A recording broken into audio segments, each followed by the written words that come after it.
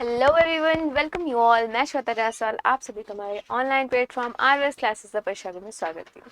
सो बच्चे सभी के सभी क्लासेस के लिए आ जाइए और सेशन को ज़्यादा से ज़्यादा शेयर कर दीजिए कि जितने बच्चे भी लाइव नहीं है वो सभी के सभी क्लास के लिए आ जाए। ठीक है, सो एज फिर से हम वही अपने 15 क्वेश्चन के साथ अपने सिलेक्शन को छीनने की फाइट में शुरू हो रहे हैं, जो कि हमारे लिए हमारे पेट के एग्जाम के लिए काफ़ी ही ज़्यादा इंपॉर्टेंट होने वाला है। जो भी सब्जेक्ट है, जितने भी सब्जेक्ट है, सभी का कुछ ना कुछ वेटेज है, तो या फिर वो 5 नंबर ही हो, बट हाँ ये हो कि अगर आपको 5 नंबर ही मिल रहा है तो उतने ही आपको तो गेन तो करना ही है ना। ऐसा नहीं कि चलो ठीक है ये कम है तो फिर ये नंबर नहीं मिलने चाहिए, नहीं ऐसा बिल्कुल नहीं रखना है। अपनी प्रिपरेशन को ऐसी रखनी है कि सारे नंबर आपको वहाँ गेन करने हैं। और अगर 95% ले आना है तो 95% के अकॉर्डिंग सीधी सी बात है कि अगर आप लोग सारे ही क्वेश्चंस को अटेम्प्ट करेंगे तभी 95 प्लस आने वाले, अदरवाइज ये होगा कि हाँ क्वेश्चंस के माइनस मार्किंग वहाँ पे आ जाएंगे और कई सारे ऐसे जब भी वैकेंसी आएगी जो कि हाई लेवल के होंगे उसमें आप बैठने के लिए एलिजिबल नहीं होंगे। तो उसमें ऐसा ना हो कि आप बैठने के लिए एलिजिबल ना हो, उस वजह से कम उतने मार्क्स तो ले ही आइए। ठीक है, तो first we will talk about our batches, after that we will start एक अच्छे से कोट के साथ अपनी मॉर्निंग की शुरुआत करेंगे। ठीक है, तो मॉर्निंग से हमारी बैच शुरू हो जाती है। Morning 7:30 to till 6 PM, sorry 7:30 to till 8:30 तक आपकी क्लासेस प्रॉपर मॉर्निंग से चल रही। तो जो भी क्लास आपको लगे बच्चे कि हाँ ये क्लास हमारे लिए इंपॉर्टेंट है एंड ये चीज़ हमारे लिए मतलब बहुत ही यूजफुल है या फिर ये हमारे एग्जाम के ओरिएंटेड है, उसको पर्टिकुलरली जब तक आपका एग्जाम नहीं हो जाता है। और अभी आपके पास लगभग ज़्यादा समय नहीं है, मैक्सिमम 10 दिन बचे हुए, मतलब एक काउंटडाउन की बात करें तो मैक्सिमम सिर्फ और सिर्फ आपके पास 10 दिन बचे हुए हैं। तो उसके लिए आपको सिंपली क्या करना है कि अपनी प्रिपरेशन कैसे रखनी है कि इन दिनों में आपको मैक्सिमम जितना ज़्यादा प्रैक्टिस लगा सकते हो उसको लगाइए, उसको क्लियर करिए, जिससे आपकी चीज़ जितने क्वेश्चन उससे फंस सकते हैं सब कुछ आप बिल्कुल एकदम पीक पे रखें कि हाँ बस अब एग्जाम देने जाना है। तो उसके साथ साथ ये हमारा फ्री ऑफ कॉस्ट प्रोग्राम चल रहा है, तो जो भी क्लास आपको लगे उसको फॉलो करेगा। कुछ पेड बैचेस के बारे में डिस्कस करके फिर हम एक अच्छे सपोर्ट के साथ अपनी मॉर्निंग की शुरुआत करेंगे। तो ये हमारा ऑलरेडी पेड बैचेस है और इसमें आपका क्या चल रहा है, यूपीपी पीजीटी डिजिटी पीजीटी एंड साथ ही साथ आपका सुपर टेट चल रहा है। यहाँ पे ये आपका दिया हुआ है क्या नंबर, जिसमें आप क्या कर सकते हैं कि जो भी इजी तरीके से आप इनरोल कर सकते हैं। ये हमारे नंबर दिए हैं हुए हैं जिसमें आप कर सकते हैं क्या कि आपको अगर कोई भी इंफॉर्मेशन चाहिए, लाइक ये हो सकता है कि मैम किस तरीके से क्लासेस चलती हैं, कैसे डाउट सेशन क्लियर होगा, प्रैक्टिसेस किस तरीके से मिलेंगी, लाइव सेशन कैसा टाइमिंग आपको है या नहीं, फीस में कोई कुछ आपको इशू लग रहा हो तो फीस में भी कोई बहुत बड़ी बात नहीं है, तो आप इन नंबरों पे कॉल करके पूछ सकते हैं। सो मॉर्निंग 9:30 टू 6 पे। तो ये थे हमारे बैचेस के बारे में। अब हम शुरू करेंगे एक अच्छे से कोट के साथ अपनी मॉर्निंग की शुरुआत एंड उसके साथ ही साथ हम करेंगे अपने क्वेश्चंस को, मतलब वही एज यूजुअल कि अपने क्वेश्चंस के साथ फाइट करनी है और हमें अपना सिलेक्शन छीनना है। तो उसके लिए रेगुलरिटी तो बनाए रखनी होगी और साथ ही साथ हमें चीज़ों को ऐसे रखना होगा कि हमें कोई भी चीज़ इफेक्ट ना करे। ठीक, चल एक अच्छे से कोट के साथ अपनी मॉर्निंग की शुरुआत करते हैं। ठीक है, और बच्चे इस सेशन को ज़्यादा से ज़्यादा शेयर कर दीजिएगा, जितने बच्चे अभी लाइव नहीं है वो सभी के सभी लाइव क्लास के लिए आ जाए। सब कुछ विरासत में नहीं मिलता, कई रातें बितानी पड़ती हैं किताबों के साथ। सबकी किस्मत इतनी अच्छी नहीं होती है कि हाँ चलो ठीक है बच्चे आप पैदा हुए और आपको ये लगे कि हाँ चलो कंटिन्यूटी हम क्या ही करना, हमारे एंसेस्टर्स ने हमें सब कुछ दिया ही है। बहुत कम ऐसे लोग होते हैं जिनके मतलब एंसेस्टर ने सारा सब कुछ बना के गए हैं और उनको बस क्या करना उसको आगे ले जाना होता है। हमारे पास हम जैसे कि हम मिडिल क्लास फैमिली से बिलोंग करते, लाइक मिडिल क्लास हो, लोअर क्लास हो एंड कुछ लोग अपर क्लास से भी होते हैं, बट स्टिल उनके पास वो सारी चीज़ फैसिलिटी नहीं होती है जो कि एक नॉर्मल मतलब स्टूडेंट को मिलनी चाहिए। तो हमें क्या करना होता है कि भाई जो चीज़ अगर नहीं मिली, अगर वो ऐसी चीज़ पानी है या फिर अपने पेरेंट्स की लाइफ को ईजी बनाना है, क्योंकि उन्होंने अपनी पूरी लाइफ आपकी ये कह सकते हैं कि आपकी लाइफ इजी बनाने के लिए पूरी निकाल दी, तो आपकी अब ये फ़र्ज़ बनता है कि अभी जितनी भी चीज़ें होंगी वो आपको अब उनके लिए करना है ना। तो उसके लिए जाहिर सी बात है कि आपको अपनी किताबों में इस तरीके से गुम हो जाना होगा कि नींद, प्यास, भूख सब कुछ एकदम साइड में रखना होगा, जिससे ही जाहिर सी बात है कुछ डिफरेंट होगा तभी कुछ डिफरेंट मिलेगा, ये फैक्ट बात है। आप सोचो कि रेगुलर चीज़ें हम कर ले कि हाँ आराम से सो के उठे, आराम से खा ले, आराम से सब कुछ, जब भी अगर आपको कुछ डिफरेंट चाहिए ना तो आपको अपने कंफर्ट जोन से बाहर निकलना ही होगा। जब तक आप अपने कंफर्ट जोन से बाहर नहीं निकलेंगे, आपको कुछ भी ये लिख के रखिएगा कि अगर आप अपने कंफर्ट जोन में रह के सारी चीज़ें कर रहे हैं तो आपको नहीं मिलने वाला। बट हाँ जैसे ही आप अपना कंफर्ट जोन क्रॉस करते हैं कि हाँ ये इसके बाद हमें चीज़ें वो मिलने वाली है जो लोग सोचते हैं कि काश ये हमारा होता, तो उसके लिए जाहिर सी बात है मेहनत उतनी करनी पड़ेगी ना। हम अपनी क्लास को शुरू करते हैं बहुत ज़्यादा टाइम नहीं लेते हुए। सो कॉपी पेन उठा के बैठिएगा बच्चे, जितने लोग चीज़ों को क्वेश्चन आंसर करते रहिएगा, है ना। क्वेश्चन को ढंग से पढ़िएगा, ऑप्शंस को, फिर उसके बाद आंसर करिएगा। ठीक, चल तो क्लास को शुरू करते हैं।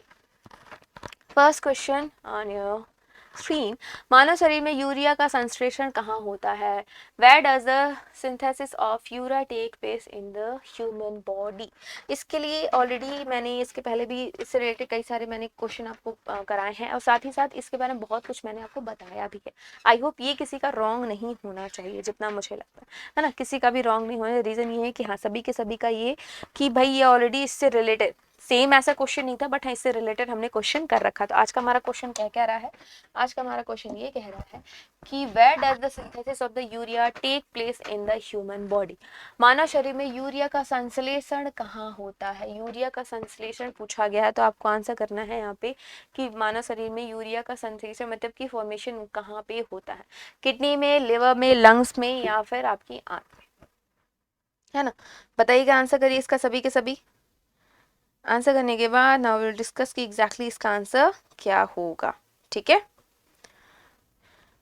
चल so according to this question answer आपका एग्जैक्टली क्या होगा कि कहाँ पे संश्लेषण होता है या कहाँ पे फॉर्मेशन होता है? जैसे कि मैंने इसके पहले वाले क्लास में आपको बताया था कि अमोनिया जो कि बहुत टॉक्सिक होता है, अमोनिया जो कि बहुत टॉक्सिक होता है, ठीक, अमोनिया काफी टॉक्सिक होता है, जो कि कौन कन्वर्ट करता है? लीवर, लीवर कन्वर्ट करता है किसमें? यूरिया में।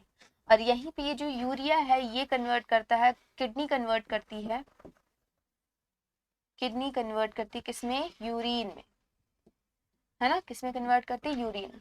तो यही आपका यूरिन फिर होता है क्या? बाहर आपकी मतलब बॉडी से निकल जाता है। तो यहाँ पे सिंथेसिस कहाँ पे हुआ? एग्जैक्टली लीवर में हुआ, है ना? तो option B will be the right. जितने लोगों ने भी बी ऑप्शन किया उन सभी का राइट है, मीन्स कि यहाँ पे ऑप्शन क्या होगा? बी। ठीक है, तो जिन्होंने भी बी ऑप्शन किया उन सभी का राइट है ना? चलिए, दैट्स रियली नाइस, सभी काफी अच्छे से आंसर कर रहे हैं। And now let's come on the next question.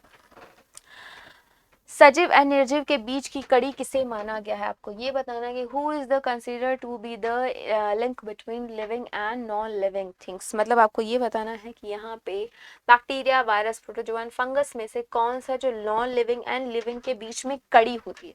Means कि पहले तो ये आपकी क्या होगी? नॉन लिविंग होगी, बट उसके बाद क्या होता है कि जब भी ये लिविंग के साथ कांटेक्ट में आती है या फिर वहाँ पे अटैक करती है, तो वो क्या करती है? वो एक्ट ऐसे करती है लाइक कि वो लिविंग थी, है ना? तो उसको क्या कहा जाता है? लिविंग और नॉन लिविंग के बीच की कड़ी माना जाता है। तो इसके अकॉर्डिंग क्या आंसर होगा? बैक्टीरियम, वायरस, प्रोटोजोआ या फिर फंगस? आपके अकॉर्डिंग आपको ये क्या लगता है कि एग्जैक्टली इसका आंसर क्या होगा, है ना? चलिए, तो इसमें आंसर करिएगा बच्चे सभी के सभी कि एग्जैक्टली आप लोग के अकॉर्डिंग इसमें आंसर क्या होगा कि कौन सा आपका जो है उसके बीच की कड़ी होती है। चलिए, तो इसके अकॉर्डिंग अगर देखते हैं तो एग्जैक्टली आपका आंसर क्या होगा? इसमें होगा आंसर जैसा कि आप सभी कर रहे हैं, बी ऑप्शन होगा वायरस, है ना? वायरस आपका क्या होता है? जो कि आपके living and non living means की सजीव एंड निर्जीव किसके बीच की? लिविंग एंड नॉन लिविंग, इसके बीच के लिविंग एंड नॉन लिविंग के बीच में आपके क्या होते हैं? उसकी कड़ी मानी जाती है। क्यों? क्योंकि पहले जो होती है, जो वायरस होती है वो नॉन लिविंग होती है, बट जब भी ये होस्ट सेल पे अटैक करती है तो वो किस तरीके से एक्ट करने लगती है? वो लिविंग की तरह एक्ट करने लगती है। और क्या करते हैं? वायरस जो होते हैं वो रेप्लिकेट करने लगते हैं। वायरस क्या करने लगते हैं? रेप्लिकेट करने लगते हैं। मतलब कि उसका मतलब ये कह सकते हैं कि 1 से 2, 2 से 3, 3 से 4 इस तरीके से वो बनने लग जाता है। तो इसमें आपके क्या होंगे? जब भी वो होस्ट सेल में इंटर करते हैं तो वो रेप्लिकेट करने लगते हैं जिस तरीके से आपके लिविंग ऑर्गेनिज्म करते हैं, तो वो आपके क्या हो जाएंगे? बी आपका यहाँ पे राइट हो जाएगा, जो कि लिविंग एंड नॉन लिविंग के बीच की कड़ी होती। ठीक, चल next. Which one of the following medicine is used to reduce heat fever? इस ये क्वेश्चन करने के बाद जिनको भी ये नहीं पता होगा कि हाँ किस कौन सी मेडिसिन लेने के बाद बीमारी जो है वो मतलब कम हो सकती है, वो आराम से उनको कर सकते हैं। मतलब चलो ठीक है, वो आधे डॉक्टर तो यही बन जाएंगे, है ना? चलिए, तो आंसर करेगा यहाँ पे कि जब भी आपको फीवर होता है तो उसको कम करने के लिए से कौन सी दवा इस्तेमाल करनी चाहिए? Anaesthetic, anti pyretic, anti histamines या फिर ट्रॉक्यूलाइजर? बताइएगा एग्जैक्टली आपका क्या होगा आंसर। सिर्फ एक ही नहीं, और भी बहुत सारे होते हैं, तो इसके अकॉर्डिंग अगर क्वेश्चन के अकॉर्डिंग देखिए और उसके साथ और भी कितने होते हैं वो भी लिख देते हैं। जैसे आपने सुना होगा इब्रुफीन पहला, सेकंड एसिटामिनोफेन, मतलब नेम ऐसे एक्चुअली है, इतने खतरनाक खतरनाक होते हैं कि पूछिए मैं। थर्ड नाफ्रोक्सिन एंड फोर्थ आपका एस्प्रिन।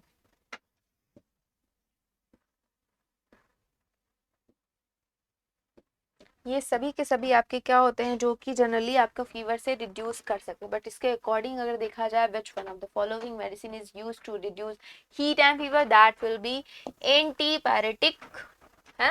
सो अगर जब भी कभी भी डिजीज हो तो क्या करना है, एंटीबायोटिक लेना, या फिर एब्रोफिन, एस्पिरिन या फिर एस्पिरिन लेते हैं तो उससे आपके क्या होगा, फीवर वो कम हो जाता है। ठीक है, जनरली लेते कौन से, पैरासिटामॉल है ना, तो कंटेन वही करता है। ठीक, चलिए next, which with the help of some microorganisms nutrition and are recycled in the atmosphere, what are these microorganisms called? जैसे कि मान लीजिए जितने भी जैसे बैक्टीरिया वगैरह आपकी कह सकते हैं कि और कुछ ऐसे ऑर्गन माइक्रो ऑर्गेनिज्म होते हैं जो कि मतलब उसकी वजह से आपके क्या होते हैं कि वो मतलब ये कह सकते हैं कि जो पोषक तत्वों का पुनः चक्रण होता है, मीन्स कि उसको फिर से अगर वहाँ पे माइक्रो ऑर्गेनिज्म की सहायता से वायुमंडल में जितने भी पोषक तत्व होते हैं उनको फिर से मतलब रीग्रोथ करना, और उनको जो माइक्रो ऑर्गेनिज्म होते हैं उनको कहते क्या है, प्रोड्यूसर मतलब उत्पादक, कंज्यूमर या फिर उपभोक्ता, या फिर अपघटक, या इनमें से कोई नहीं, जो कि रिसाइकल करने के जितने भी न्यूट्रिशन है उनको रिसाइकल करने में काफ़ी हेल्पफुल होते हैं। जैसे इसमें बैक्टीरिया वगैरह होते हैं जो नाइट्रोजन फिक्सेशन के लिए होते हैं, कुछ ऐसे डिजीज भी मतलब ऐसे ही आपके माइक्रो ऑर्गेनिज्म होते हैं जो कि वहाँ पे आप ये कह सकते हो कि आपके सॉइल्स की उर्वरक बढ़ाने में भी काफ़ी काम देते हैं। तो इसमें कौन को क्या बोलते हैं, प्रोड्यूसर बोलते हैं, कंज्यूमर बोलते हैं, डिकम्पोजर बोलते हैं, क्या कहते हैं।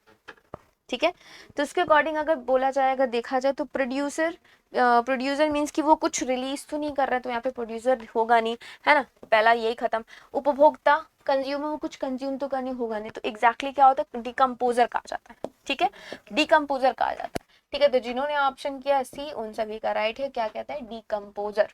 ठीक है ना, तो उनको बोलते क्या है, जितने भी माइक्रो ऑर्गेनिज्म की वजह से जो न्यूट्रिशन का रिसाइकल किया जाता है एटमॉस्फेयर में, तो उसको हम क्या बोलते हैं, डिकम्पोजर बोलते हैं। ठीक, चल, सो जिन्होंने सी ऑप्शन किया उन सभी का राइट है ना। चलिए नेक्स्ट क्वेश्चन, वह एकमात्र पक्षी कौन सा है जो पीछे की ओर उड़ता है साथ ही साथ आगे भी उड़ता है, किसी भी एंगल में उड़ सकता है, मतलब ऊपर भी उड़ेगा नीचे भी उड़ेगा, मतलब प्रॉपर ही कह सकते हो ऊपर नीचे आगे पीछे किसी भी एंगल में उसको उड़ाना वो उड़ जाए।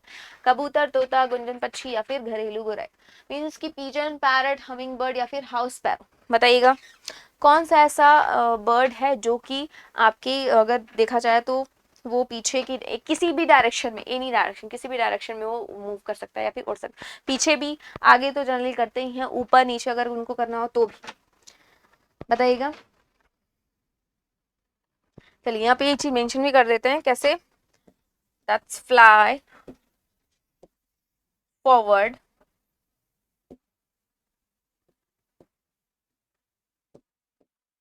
Forward and backward and straight up, straight up and down। पहला वो ऊपर भी उड़ सकते हैं, दूसरा वो पीछे भी उड़ सकते हैं, तीसरा वो ऊपर इस तरीके से भी उड़ सकते हैं, चौथा वो नीचे भी उड़ सकते हैं। तो कौन क्या हो सकते हैं इसमें, क्या ही आंसर कर रहे हैं सभी के सभी। सो इसके अकॉर्डिंग देखिए क्वेश्चन की क्या, क्वेश्चन एग्जैक्टली क्या कह रहा है कि which is the following that fly backward, backward, forward, straightward and downward. अगर इसके रिलेटेड आपसे ये क्वेश्चन है तो फॉरवर्ड तो नहीं पूछेगा क्योंकि फॉरवर्ड में बहुत सारे आ जाएंगे, बट उसके साथ ये हो सकता है अगर ये पूछे आपकी कौन सा स्ट्रेट अप, मतलब ऊपर की तरफ, मतलब सीधे स्ट्रेट में इस तरीके से आप करते हैं, है ना। और अगर बैकवर्ड मतलब ये पीछे की तरफ, ये आपका आगे की तरफ, और इसमें अगर बात करें तो नीचे की तरफ, इस तरीके से अगर आपसे ये पूछे तो आपको ये बताना होगा कि कौन सा ऐसा है जो कि स्ट्रेट अप उड़ सकता है, या फिर हो सकता है कौन जो ऐसा पक्षी जो नीचे की तरफ हो, तो वो आपका होगा कौन सा, हमिंग बर्ड, या फिर उसको हिंदी में क्या बोलते हैं, गुंजन पक्षी। ठीक है, हमिंग बर्ड या फिर गुंजन पक्षी, तो option C will be the right. जिन्होंने सी आंसर किया उन सभी का राइट है। एज यूजल क्वेश्चंस करने के बाद सभी के 50 आउट ऑफ 50 आने चाहिए, है ना, 50 आउट ऑफ 50 आने चाहिए, मीन्स कि एज इसके पहले भी सभी के आए हुए हैं, एंड बहुत अच्छी बात है, सबके आंसर बहुत अच्छे से आते हैं, एंड उसके साथ साथ क्वेश्चन भी सब लोग मतलब प्रिपरेशन आपकी जब से इनिशियल से ही कर रहे हैं तब से ये लगा कि हाँ सारे प्रिपरेशन काफी अच्छी होती जा रही डे बाय डे। बोसान कण का संबंध इनमें से किस वैज्ञानिक से है? Boson particle is related to which of the scientist? Albert Einstein, Isaac Newton से, J C Bose, S N Bose. बताइएगा इसका आंसर। आंसर करिए इसका बच्चे। तो बोसान कण का संबंध से किसमें से है?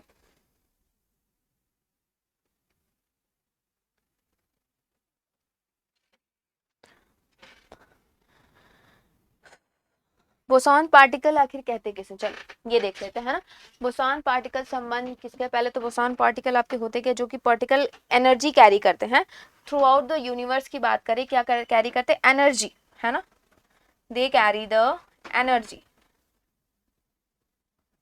है ना।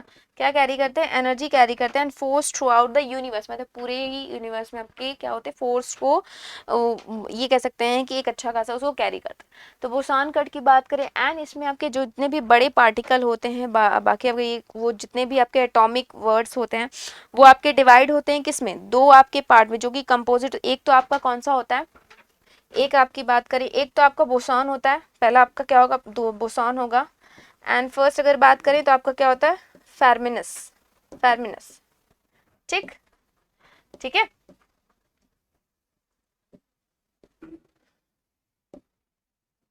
फेर्मिनस, ये इस आपके दो कणों में टूटते हैं, तो बोसान जो होता है वो अच्छा खासा एनर्जी कैरी करता है। ठीक, चलिए, तो इसके साथ आपका एग्जैक्टली आंसर क्या होगा? यहाँ पे ई होगा। तो एग्जैक्टली आपके क्या होंगे? ए एस एन बोस ने क्या कहता है बोसॉन्स पार्टिकल के बारे में बताया था, जो कि एक अच्छे मतलब एक साइंटिस्ट है। तो जिन्होंने डी ऑप्शन किया उन सभी का राइट है। D option will be right. चलिए नेक्स्ट क्वेश्चन। निम्नलिखित में से विशालतम स्तनधारी कौन सा है? विच of the following is the largest mammal? Means कि इसमें से कौन सा ऐसा है जो कि लार्जेस्ट मैमल्स है? Elephant, whale, dinosaur, rhinoceros. बताइए कौन सा है आंसर? एग्जैक्टली क्या होगा इसका?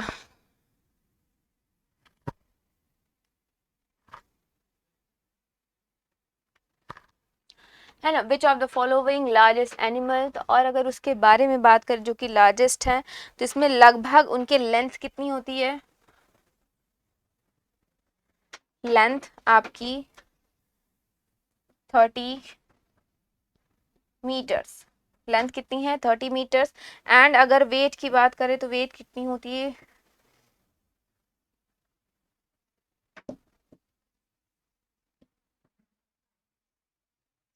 वेट कितनी होती है? वेट आपकी होती है 180 मेट्रिक टन्स। तो एग्जैक्टली आंसर क्या होगा?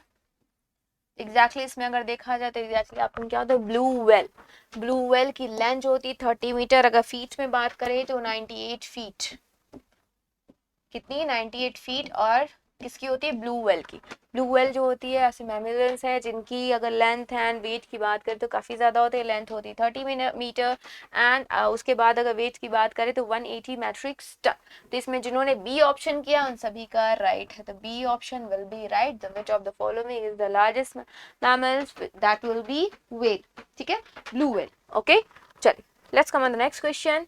निम्नलिखित में से किस कीट के 3 जोड़ी पैर होते हैं? आपको ये बताना है कि इनमें से किसके 3 जोड़ी पैर होते हैं। चलिए बताइए। 3 जोड़ी पैर, 3 जोड़ी निम्नलिखित में से किस कीट के 3 जोड़ी पैर होते हैं? मकड़ी के, जू के, ऑफ द आईपीस एपिस के।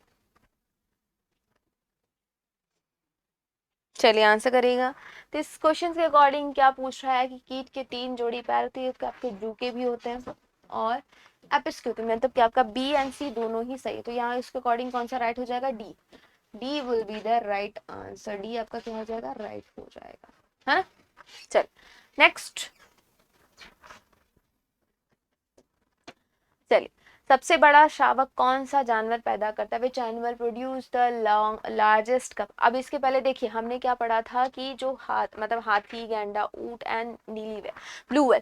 तो इसमें आपके क्या होगा, जैसे हमने बात किया कि जो ब्लू वेल होती है ना, ब्लू वेल जो आपकी मीटर की बात करें तो आपकी कितनी कितनी लेंथ होती है उसकी, 8 मतलब 30 मीटर्स लेंथ होती है एंड 180 आपके मेट्रिक टन जो होती है उसका वेट होता है। तो उसके साथ ही साथ अगर हम बात करें तो ब्लू वेल ही होती है जो कि एक अच्छे खासे कप मतलब उनके मतलब जो बच्चे होते हैं वो काफी ज्यादा वेट होता है उनका। मींस कि जब भी उनके वेट की बात करें ना तो 1000 किलोग्राम तो जब वो पैदा होता है ना, 1000 किलोग्राम वो पैदा होते हैं तब होते हैं 1000 kilogram when they birth, when ये birth, ठीक। एंड उसके बाद जैसे रेगुलरली भाई जाहिर सी बात है अगर न्यू न्यू बेबी है तो वो मिल्क वहाँ पे वो फीड करते हैं, फीडिंग कराती है। तो फीडिंग के टाइम में वो रेगुलर कितने केजी इंक्रीज करती है? Regular 90 kilo KG, 90 kilogram regular बढ़ता है। कितना बढ़ता है? 90 किलोग्राम, 90 किलोग्राम रेगुलर बढ़ता है इनका। छोटे बच्चों की बात करें जो उनके ईच डे मतलब अगर इनकी बात करें तो 1000 किलोग्राम तो इनको मतलब बर्थ ही होते हैं, उसके साथ अगर जैसे वो न्यूट्रिशन प्रॉपर लेते हैं तो रेगुलर 90 किलोग्राम रेगुलर बढ़ता है। तो यहाँ पे क्या होगा? D will be the right answer. ठीक है, चलिए नेक्स्ट। लुईस पास्चर ने किसकी खोज की थी? बताइएगा आंसर। लुईस पास्चर ने किसकी खोज की थी? और इन्होंने जिसकी खोज की थी उस वैक्सीन का नाम बताना है और उस वैक्सीन को 6 जुलाई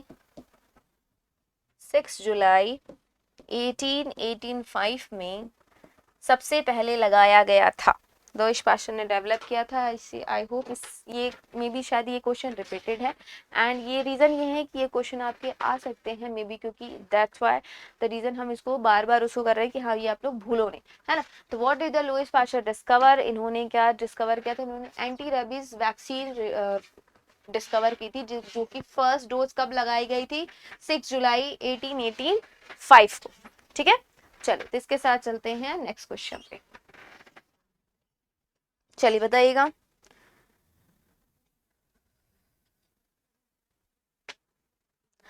क्वेश्चन क्या कह रहा है? That whose primary function is eliminate the waste material from the blood by urine formation। आपको ये बताना है कि यूरिन निर्माण और रक्त से अपशिष्ट पदार्थ को समाप्त करना किसका प्राथमिक कार्य है? क्या पूछ रहा है? Primary function is eliminate the waste material from the blood by urine formation. कौन सा होगा? किडनी होगा, लिवर होगा, पैंक्रियाज या फिर स्मॉल इंटेस्टाइन? तो एज वी नो अभी आपके लगभग 4 या 5 क्वेश्चन इससे आपके रिलेटेड होंगे। ठीक है, तो इस पे ध्यान दीजिएगा सभी के सभी, है ना। तो एग्जैक्टली अगर देखें तो यूरिन का फॉर्मेशन हो के उसके बाद मतलब यूरिन का फॉर्मेशन अगर यहाँ पे हो गया तो कौन रिलीज करता है, कौन हेल्प करता है उसको वेस्ट मटेरियल को बाहर निकालने में? यहाँ पे क्या होगा? किडनी।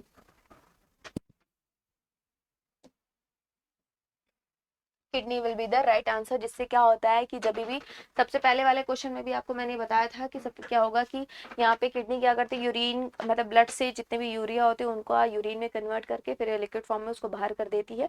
ठीक है, इससे रिलेटेड आपके बहुत सारे ऐसे जैसे मान लीजिए इसमें हेनले लूप, अगर ये क्वेश्चन आपसे आता है कि हेनले लूप किस ऑर्गन से रिलेटेड है तो भी किससे रिलेटेड होगी? किडनी से होगी। एंड आपका अगर ये आता है ग्लोमेरुलस ट्यूब किससे रिलेटेड होगा? वो भी इससे होगा। ठीक है, उसमें आपके बोमन कैप्सूल्स होते हैं। ये मतलब इसमें आपके रिलेटेड इतने डीप में भी क्वेश्चन ना आए, बट हाँ ये अगर बोमन कैप्सूल्स आ गया एंड ग्लोमेरुलस ट्यूब से आ गए एंड उसके बाद अगर हेनले लूप, तो सभी के सभी किससे रिलेट करते हैं? किडनी से रिलेट करते हैं। ठीक है, तो उसमें ही आपके सारे प्रोसेस होते हैं किस तरीके से वो जो नेफ्रॉन्स होते हैं जो किडनी में प्रेजेंट होते हैं वो किस तरीके से फिल्टर करने में काफी हेल्पफुल करती है। ठीक, तो यहाँ पे क्या होगा? A will be the right answer. ठीक, चल आगे बढ़ते हैं। मानव गुर्दे की निस्पंदन इकाई को क्या कहा है? The filtration unit of human kidney are called. Filtration unit कौन सी है? Neutron, nephron, neurons, proton? ये किसी का रॉन्ग नहीं होना चाहिए। मैंने आपको बार बार इससे रिलेटेड क्वेश्चन जितने भी आपके एक्सक्रीटरी ऑर्गन से रिलेटेड क्वेश्चन बन सकते हैं वो ऑलमोस्ट हमने सभी कंप्लीट कर लिए हैं। तो ये आपके क्वेश्चन नहीं रॉन्ग होने चाहिए। मानव आपके किडनी में जो भी फिल्ट्रेशन के टाइम में कौन मेनली हेल्पफुल होता है तो वो कौन सा होता है? आपका नेफ्रॉन, है ना। नेफ्रॉन ही आपके अगर देखा जाए तो नेफ्रॉन अगर प्रॉपर इस तरीके से बोमल कैप्सूल्स होते हैं, है ना, इस तरीके से आपके बोमन कैप्सूल होते हैं, यहाँ ग्लोमेरुलस ट्यूब्यूल्स होती हैं यहाँ पे, ठीक है, इस तरीके से आपके आर्टरीज से आते हैं, रेनल आर्टरीज, फिर वेन से, तो यहाँ पे आपके क्या होते हैं, ये आपके क्या है, बोमन कैप्सूल, बोमन कैप्सूल, ठीक है, एंड ये आपके क्या है, ग्लोमेरुलस ट्यूब्यूल्स हैं। उसके साथ अगर देखेंगे यहाँ पे पास में आपके क्या होते हैं, अगर पास वाले हैं तो पीसीटी मतलब प्रॉक्सिमल कॉन्वलेटेड ट्यूब, ये इस तरीके से ऐसे मूव करते हो जाते हैं, फिर एक बड़ा सा इस तरीके, तो ये वाली जो लूप होती है उसको हेनले लूप बोलते हैं, ये वाली जो लूप होती है उसको Henle loop, Henle loop, Hindi में हेनले का झूला, हेनले लूप, ठीक। तो इस तरीके से प्रॉपर अगर देखा जाए तो यही वाली ये पूरा का पोर्शन आपका एक नेफ्रॉन है, जिसमें आपके क्या होते हैं, बोमन कैप्सूल्स होते हैं, एंड उसके साथ इसमें ग्लोमेरुलस ट्यूब्यूल्स होते हैं, ठीक है, यहीं से आपका फिल्टर होके फिर वापस से चला जाता है, ये आपका क्या है, हेनले लूप होता है ना। पीसीटी एंड डीसीटी होता है प्रॉक्सिमल कॉन्वलेटेड ट्यूब, मतलब ये पास वाले होते हैं, पास और ये इसके बाद जो होते हैं वो डीसीटी मतलब दूर वाले, दूरस्थ, है ना, दूरस्थ कुंडली नुमा आपके वो स्ट्रक्चर की बात की जा रही है, ठीक है। तो इसके साथ एग्जैक्टली आपका आंसर क्या होगा, बी, मींस की नेफ्रॉन। नेफ्रॉन क्या होती है, फिल्ट्रेशन, ये कहा है, तो जिन्होंने बी ऑप्शन किया है उन सभी का राइट है। दैट्स रियली नाइस कि सभी के आंसर बहुत अच्छे से सब लोग करते हो, ठीक है। चलिए नेक्स्ट, निम्नलिखित में से कौन मानव उत्सर्जन प्रणाली का हिस्सा नहीं है, विच of the following is not the part of the human excretory system, kidney, urinary duct, uterus, या फिर यूरेथ्रा। तो इसमें एग्जैक्टली अगर देखें तो यहाँ पे आपका क्या होगा, ये तो हो गया किडनी, ये तो आपका एक्सक्रीटरी में आता ही आता है, ठीक है, ये आपका एक्सक्रीटरी में आता ही आता है। उसके साथ यहाँ पे देखिएगा, मैंने ये आपको ऑलरेडी बता रखा है, ये वाले पोर्शन है ना, ये वाले पोर्शन अगर हम बात करें, उसके बाद ये वाला पोर्शन क्या हो गया आपका, किडनी, ये वाला क्वेश्चन आपका क्या होगा, ये हो गया किडनी, ये आपका क्या होगा, यूरेटर, है ना, यूरेटर, ठीक, ये आपका क्या है, यूरिनरी ब्लैडर, यूरिनरी ब्लैडर, और ये वाला पोर्शन क्या होता है, यूरेथ्रा। तो इनमें अगर हम बात करें, यूरेथ्रा ऑलरेडी इसका पार्ट है, यूरिनरी डक्ट भी आपका इसका पार्ट है, किडनी भी आपका पार्ट, बट यूरेटस आपका, यूटेरस आपका पार्ट इसका नहीं, तो मीन्स गर्भाशय इसका पार्ट नहीं होता है। तो राइट क्या होगा, सी, सी विल बी द राइट, जिन्होंने सी ऑप्शन किया उन सभी का राइट है।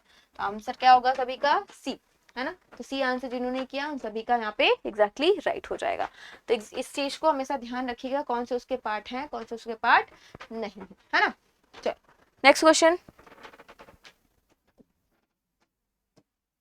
चलिए, निम्नलिखित में से कौन सा यौगिक सबसे आम यौगिक है जो गुर्दे में आपकी किडनी में स्टोन बनाता है, तो इसमें कौन सा, विच of the following compound is the most common compound that forms kidney stone, that calcium oxalate, magnesium oxalate, sodium bicarbonate, या फिर मैग्नीशियम साइट्रेट।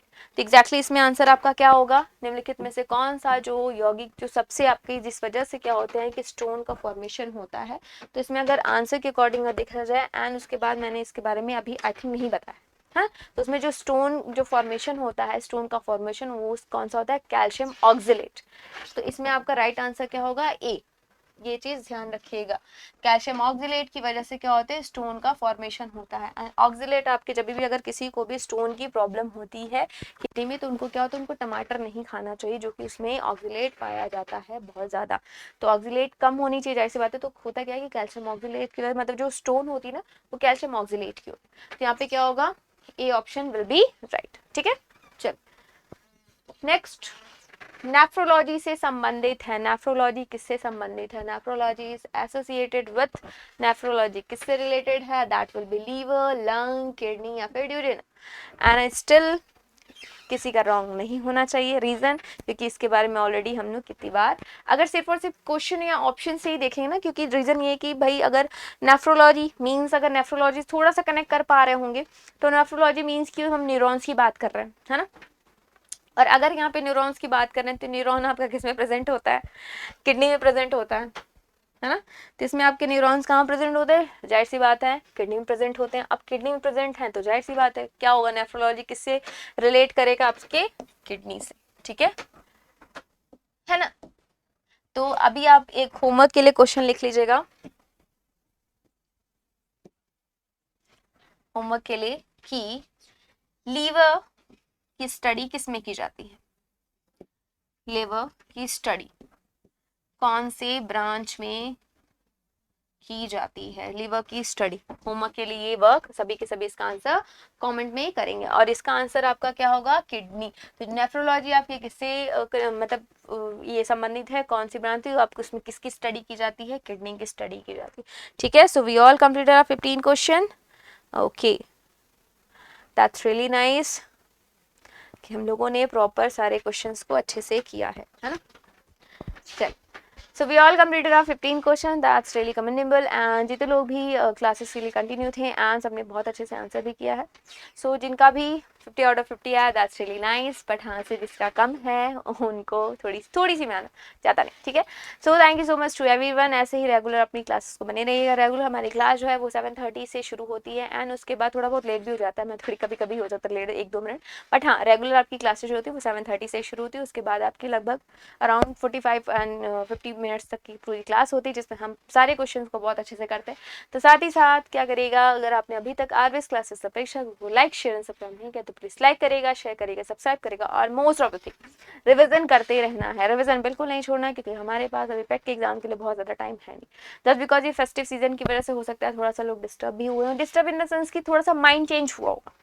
ये जो फेस्टिवल्स होते हैं ना, कभी भी डिस्टर्बेंस नहीं होती, हमारे लिए लाइफ में इसलिए आते हैं ना कि हाँ ये इनकी चीज़ें हमें इस तरीके से करनी होती हैं। मीन्स हम ये कह सकते हैं ये थोड़ा सा मूड चेंज करते हैं, क्योंकि कंटिन्यू एक ही चीज़ें करते करते इंसान थक सा जाता है। पर ठीक है, थोड़े सा वो मूड चेंज होना भी ज़रूरी है, उसको इन्जॉय करते करते अपनी पढ़ाई को भी कंटिन्यू करते रहे, रिविजन करते रहेगा। रिविजन बिल्कुल नहीं छोड़ना है, रिविजन बिल्कुल नहीं छोड़ना है। तो उसके लिए आपको क्या करना होगा, कंटिन्यू अपनी क्लासेस को बनाए रखना होगा।